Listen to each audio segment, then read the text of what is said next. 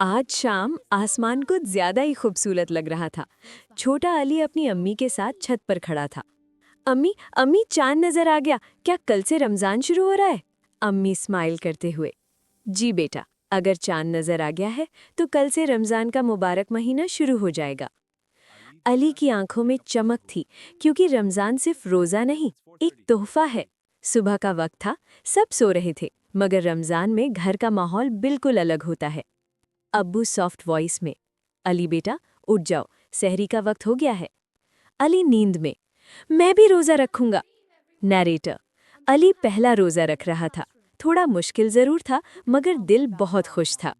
Teacher, बच्चों, रमजान हमें क्या सिखाता है? अली, रमजान हमें सब्र, शुक्र और दूसरों की मदद करना सिखाता है। रोजा सिर्फ भूख और प्यास का नाम नहीं, रोजा दिल को साफ करता है और इंसान को बेहतर बनाता है।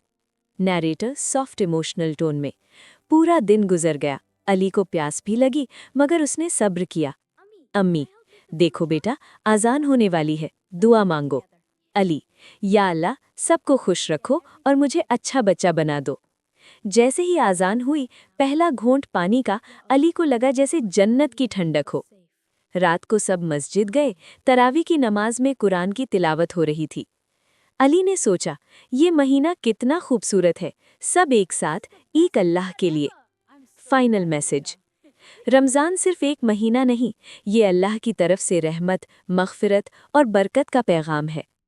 रोज़ा हमें सिखाता है सब्र, शुक्र, मदद, प्यार और सबसे ज़रूरी, अल्लाह के करीब रहना। तो बच्चों, क्या आप भी इस रमज़ान कोई अच्छा काम शुरू करेंगे? रमज़ान मुबारक।